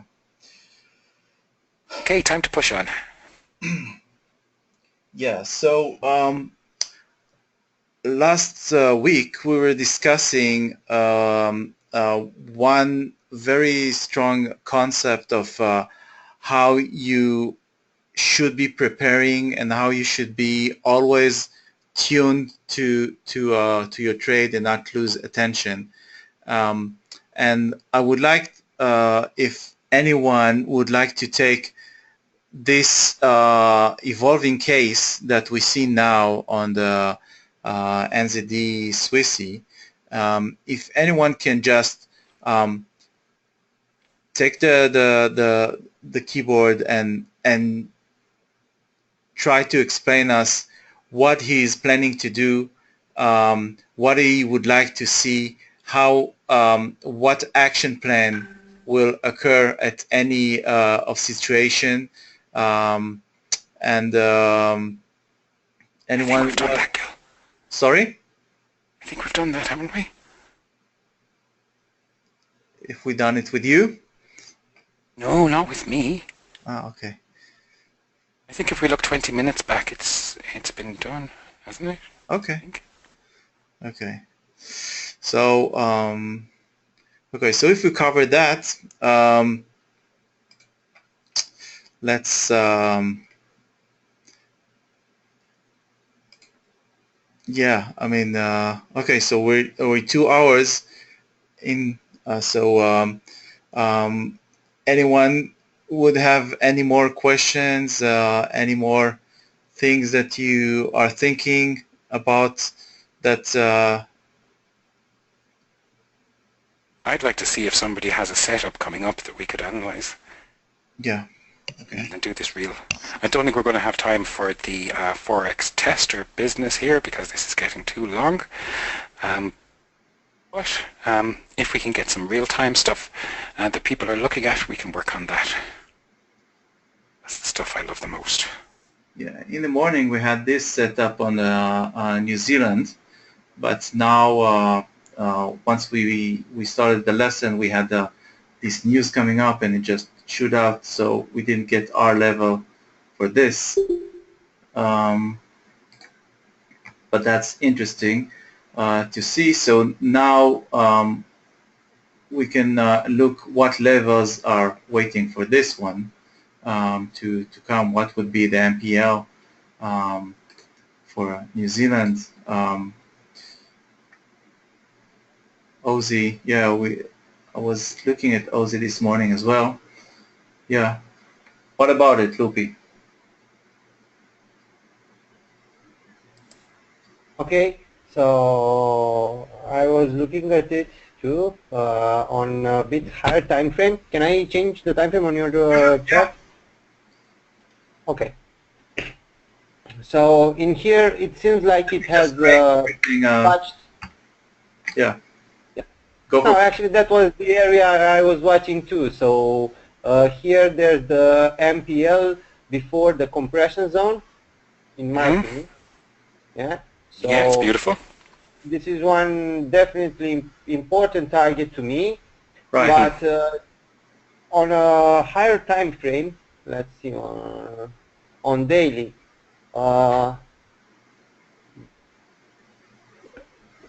in here we have another MPL that hasn't been touched yet. Okay, you missed something really important there, however, if you go back to your daily.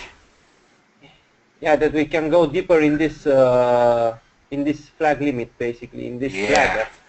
Yeah, we absolutely. could go deeper to the upper side. And it looks like we've got our fake resistance sorted out with these two last highs as well. Oh, sorry. You can draw those guys. No, come a bit to the right and down. Okay, well there is your MPL, absolutely, yeah. Yeah, this is an important MPL. Just a second, I think there as well. Okay, and we have this sort of a trap, in my opinion, setting up here. God, you're reading this beautifully if you're going to draw what I think you're about to draw. So. Oh, lovely, yeah, that's a lower scale one, yeah, gorgeous. Yeah, everything's great. I had this level noted like a month ago, but I wasn't on the platform to trade it. It's an MPL, which... Yeah, and now that's looking like gorgeous resistance. Yeah, and we have another left shoulder here inside this flag, which might generate a that's got something.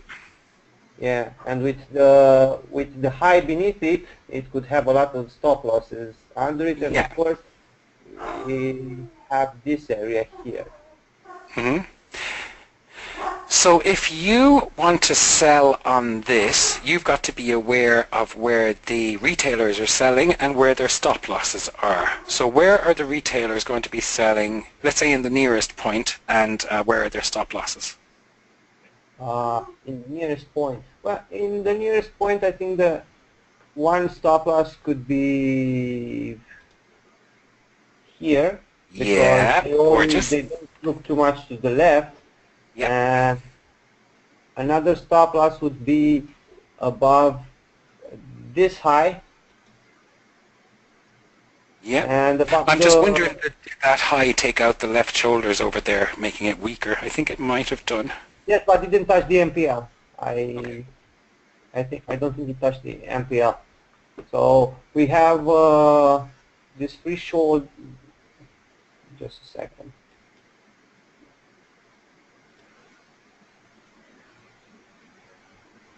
we have this. I haven't checked the lower time frames though. On this kink, if we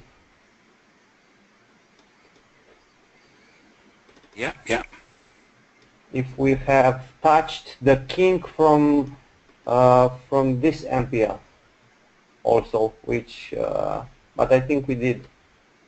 If we did, it makes it weak now. Yes, yes.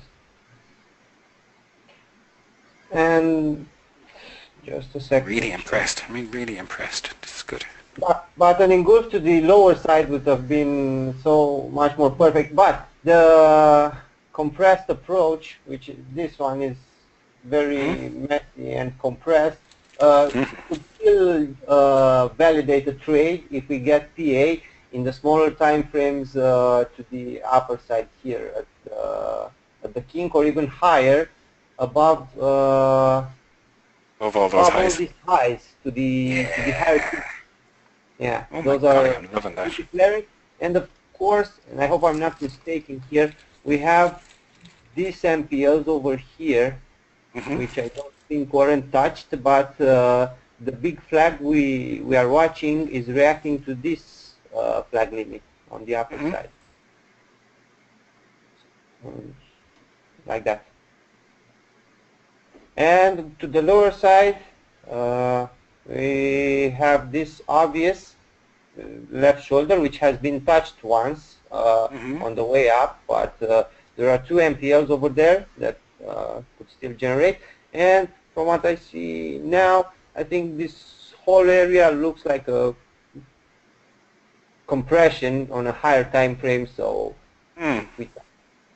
yeah, everything's stacked there, all right. Yeah.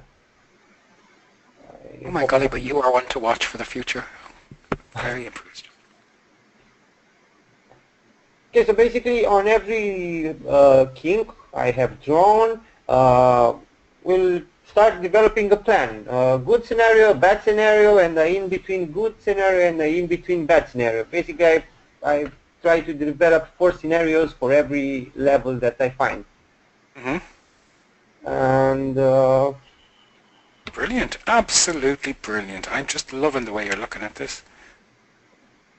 That's it. I'm waiting. I've set alarms for levels, and I'm watching them. I'm waiting for. Excellent. Now, tell me, did you come in here with all of this knowledge, or did you gain a little bit more to help you along the way over the last month? I definitely gain a little bit more of the organizing stuff and a few things, a lot of things. Basically, the unfilled orders, I didn't place enough importance on them, and the left shoulders, they didn't had so much weight in my analysis. Gotcha, gotcha. Well, they really will in future. I mean, they really, really will. Good. Now, if you are the kind of person who can trade a fund as well, then I'm going to fall madly in love with you over the next little while. Yeah, brilliant. I'm really impressed. Does everybody else get this? Does everybody else understand what's being spoken of here? Because it's very basic and fundamental and so strong. Good. Brilliant. I am so happy. I am really, really looking forward to what you guys can do so in the future. Okay, and I want to say something. Well, first, thank you very much for this analysis. It's really great, and it showed that we have great people around us. And I'm saying so because the way we create our community is that we're always looking for being surrounded with talented people that like to work together and try to do things together. So even though you were coming into this very limited short course, we definitely see you part of our academy community, and the way we want you to continue with us is that first, the forum of your team will stay open so you can discuss things. But I want you to relate to something that Yves said last week, and I want you to really make good use of it, because it's going to help you and the community as well. He said that the best way to learn is to teach. And because it's our last lesson, and you have all the tools to keep your learning and studying and investigating price with the tools that we gave you, I think that the best way to do it is to do it with people alike. So I urge you to stay in contact in the chat that you raised on the Skype, and also in the forum, and even initialize sessions where you teach what you've learned, your insights. Teach yourself, teach your teammates. Create a working team, and you'll find that you have great people to work with, and it also will enhance your learning, because the learning is never ending. Like we were starting 5 years ago with RTM, and our reading and Yves' reading had changed so much, because every time we find new ways to define what we're seeing. Nothing really changed in the market, but we're seeing things in more elaborated way. We see things in different angles. Yeah. So the constant learning is very important for us. So yeah, just one thing there. I can tell myself something which is wrong and forgive myself for it. But if I publish something which is wrong, I can't forgive myself for that. So in telling what you know to other people, you tend to make sure that you get it right, and you tend to not cut corners and make shortcuts. Yes, what you know now is great, and it works to the best of your knowledge. But after you've said it, you'll start to think to yourself, okay, well, hold on a second, but there's this here that I can add to that. So then you add to that and you publish it, and you make sure that you get it as close to absolutely perfect as you absolutely can. Whereas if you're just putting it in your own private journal and nobody looks at it, it's kind of disposable to you, and it doesn't matter so much. But if you're putting it out there for other people to read and to watch, then you're going to double check every single thing that you say and make sure that you're perfect. And you'll start to see these anomalies to what you're saying, and you'll start saying, okay, well, I've just explained it this way, but this thing disproves that, so now what's that all about? And you start to ask yourself far more questions than if you didn't start putting it out there. That's the way my anyway, and yeah, everybody's that little bit different, but I would encourage you to teach each other how to do this. Even in the forums, just write a thesis on what you think you understand about price, and let other people butt in and say, well, what about this and what about that? And then you can change it. It's like science. Science does grow. Science didn't just happen. It wasn't created by a god or anything who said this is the way it is and everybody understands it straight away. We have our hypotheses, and they can be pretty strong. The strongest hypotheses are the easiest to disprove, of course, and once we have disproven them, we come up with another hypothesis, and our understanding grows. So do try this. Do try and be open with everybody else. Do try and explain everything that you've learned to everybody else in the group. And if you're anything like me, you are going to really flourish from doing that. Yeah. So use the forum, use the chat room. Also, if once in a while you want to use the GoToMeeting platform, contact me, and I'll give you a session so you can group together and discuss charts and teach yourself and be responsive to your friends in the forum, reply to them, and just make the most out of this class. You're really great guys, so just make it synergetic. Yeah, and before you go into doing really complex stuff, because I know that once you've got this sorted, if you do hang out as a group, you're going to be looking for the far more complex. But before you do that, fix the simple. Make the simple perfect. Yeah. Good, good.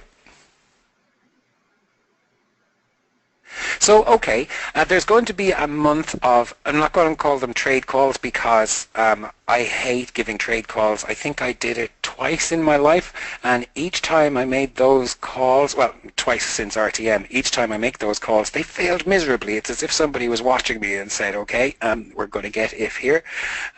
So yes, it's not going to be trade calls, but I am going to regularly put up areas that we'll be looking at in the following day, or in reasonable time anyway, where it is that I would be looking for trades. I'm not going to say, okay, we have a Quasimodo here or we have a diamond forming here. That's not my business to be saying that. But what I will put is in advance the areas where I will be looking for PA. So there's a month of those, and you're welcome to those. So I'll be giving them. Now I am very disorganized, so I can't say that I'm going to give you them for the day after. I can't say I'm going to give them to you at 6 p.m. for the day after, because sometimes it could be 4 o'clock in the morning, sometimes it could be the morning afterwards. I'm just rubbish like that at keeping schedules, but I will make sure that there are loads of areas there to be watching in the upcoming sessions. Hi guys. Okay, Yusuf has a question, so go ahead, Okay. Yusuf. Yeah. Hi, Skill. Hello. I just had a quick question about this Kiwi. I was actually looking at it myself to trade. But I was actually aiming after this price action here. Okay. I was looking for the return to come to the FTR in here. After breaking this low here, it made this small FL here, which it broke eventually. Yes. So seeing that being saved up for later. Yeah, I thought that would probably make a perfect level for a diamond.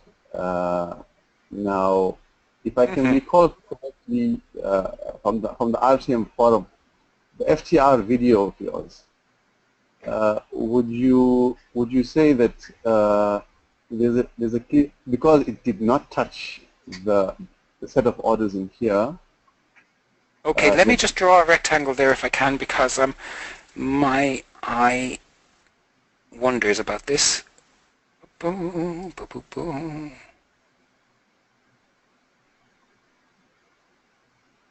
Okay, yeah, I'm with you. I'm totally with you.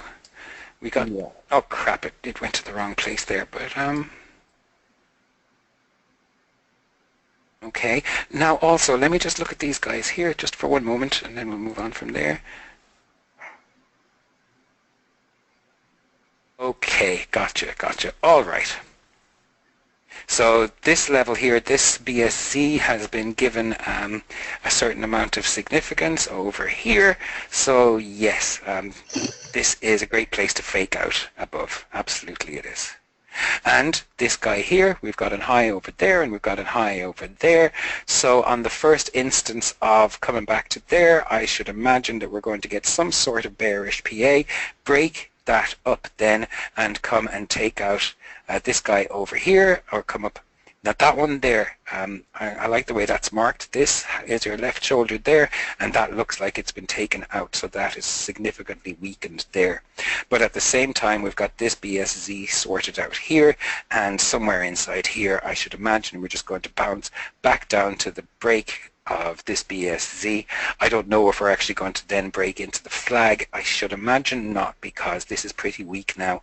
I would then like to come up really close to this high here, make another high here, then make it look bearish again, make a low, and then make another low, and then come up and get all the sellers in back at the supply again, take those out into perhaps up over here. I'd love to see way back in the past somewhere on this line here. I'd love to see an old high or a low in the past over there. That would be just gorgeous for us. So yeah, carry on, carry on. I don't know if I've just said what you were going to say. No, I was just confirming that the intention would this should be taken as an intention to reach those orders. And, I think so. I do think so. So we would expect to,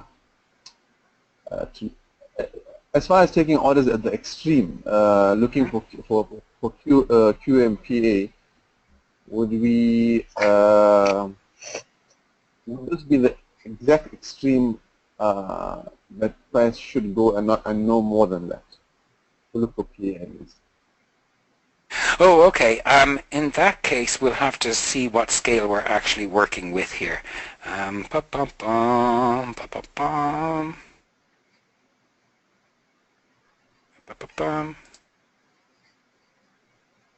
All right, now hold on a second. Boo, boo, boo.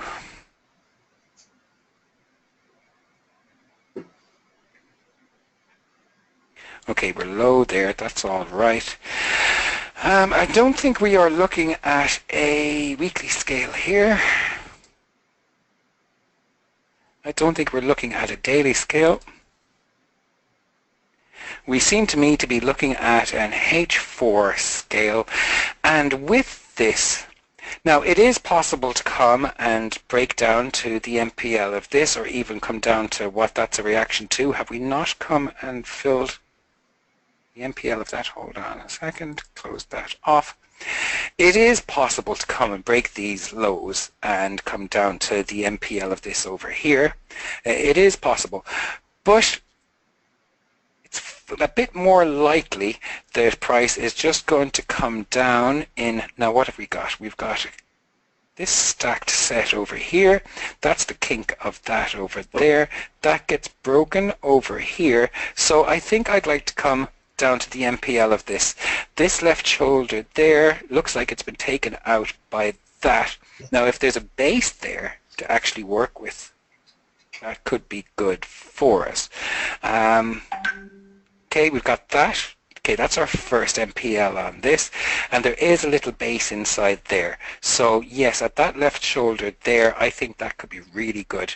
I would look for lower time frame PA and engulf back up from there, and that could very easily bring us to the target above, especially if we are given some fake supports here before that level. If there is a low made and then a high and then a higher high, then let another low be made at the same time, and then let those highs be broken by that, and then let us come down and take out all the stops that are there and take all the breakout traders down into here. That can be very sexy for bringing us back up to the actual target up there.